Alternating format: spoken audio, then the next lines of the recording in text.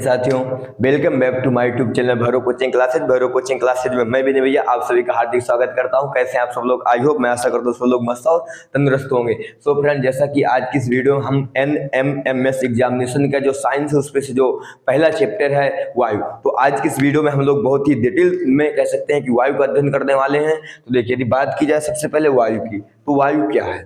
ठीक, तो डिफिनेशन में लिखा है इसमें कि वायु एक मिश्रण है जो पृथ्वी के चारों ओर वायुमंडल का निर्माण करती है। वायु विभिन्न गैसों का मिश्रण है, जैसे oxygen, nitrogen, carbon dioxide, neon, krypton, helium, जलवाष्प। ठीक, तो देखिए, यदि हम बात करें यहाँ पे कह सकते हैं वायु और गैस पे, थोड़ा सा मैं आपको जानकारी देना चाहता हूँ। तो यदि मान लीजिए कोई चीज अगर पूछा जाए कि क्या वायु और गैस दोनों समान चीजें हैं, तो आपका उत्तर रहेगा जी नहीं, ये दोनों समान चीजें नहीं है। समान चीजें कैसे हो सकती हैं भैया? क्योंकि देखिए, गैस कोई एक कह सकते हैं तत्व है। ठीक है, जैसे मान लीजिए ऑक्सीजन, अगर खाली ऑक्सीजन की बात की जाए तो ऑक्सीजन गैस है। नाइट्रोजन की बात करें तो नाइट्रोजन गैस है। कार्बन डाइऑक्साइड की बात करें तो कार्बन डाइऑक्साइड क्या है? गैस है। लेकिन जब यही गैसें एक मिश्रण में हो जाती हैं तो इन्हें क्या बोला जाता है? फिर इसे वायु कहते हैं। ठीक, यहाँ पे साफ साफ क्या लिखा है कि वायु एक मिश्रण है। मतलब कह सकते हैं कि वायु की कोई एक गैस नहीं है, बहुत सारी गैसों के मिश्रण को वायु कहते हैं।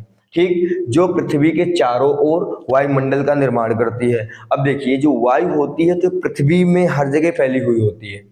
ठीक है, पृथ्वी के चारों तरफ फैली होती है और जिसे हम क्या बोलते हैं? वायुमंडल। वायु विभिन्न गैसों का मिश्रण है। देखिए, आगे लिखा भी है कि वायु किसी एक गैस का नाम नहीं है, वायु विभिन्न गैसों का मिश्रण है। उनमें से कौन कौन सी गैसें हो सकती हैं भैया? तो देखिए, उनमें से ऑक्सीजन भी हो सकती है, नाइट्रोजन भी हो सकती है, carbon dioxide, neon, krypton, helium एवं कह सकते हैं कि जलवाष्प। ठीक, ये नामक सभी गैसें किसमें पाई जाती हैं? वायु में। एक बार यदि इसको मैं फिर दोबारा आपको रिकवर करना चाहूँ तो देखिए, आपको सीधा से याद रखना है कि जो वायु है तो वायु किसी एक गैस का नाम नहीं है। वायु बहुत सारी गैसों का मिश्रण है, जिसमें से कह सकते हैं oxygen, carbon dioxide, nitrogen, neon, krypton, ठीक, जलवाष्प जैसी तमाम गैसें पाई जाती हैं। सो फ्रेंड्स, देखिए, अभी हमने एक चीज जो पढ़ी वायु, तो वायु तो हमें समझ में आ गई।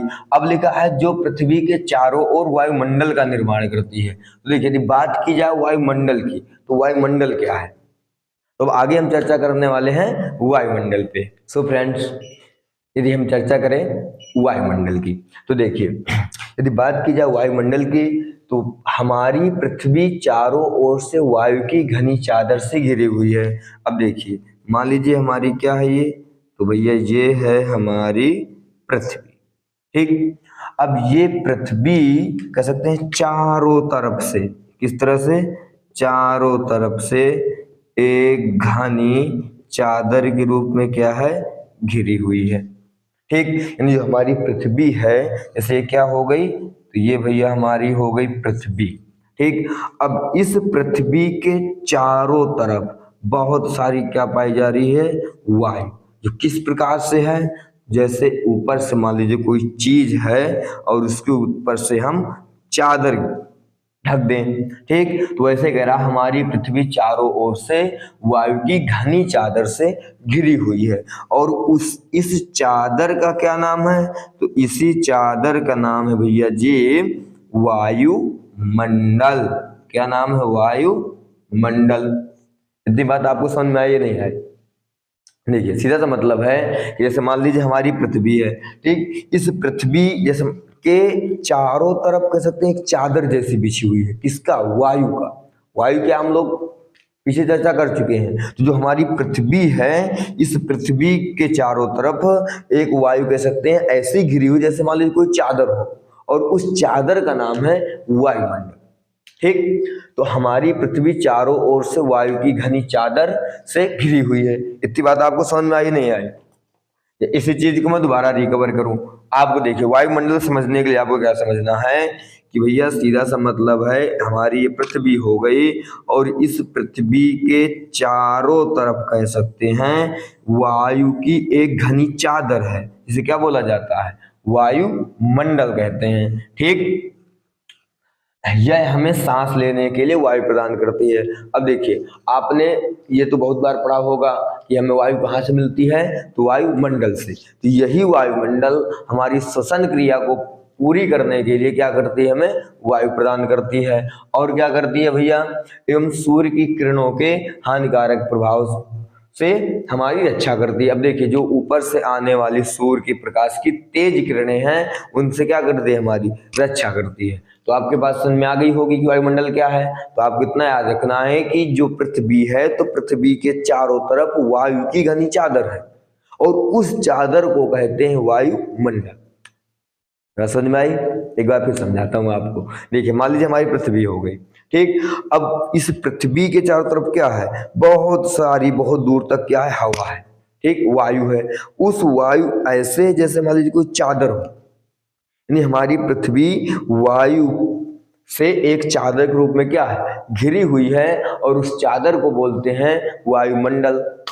इससे हमारा क्या लाभ है, तो ये हमें श्वसन के लिए क्या करती है, वायु प्रदान करती है, और सूर्य से आने वाली हानिकारक किरणों से हमारी रक्षा करती है।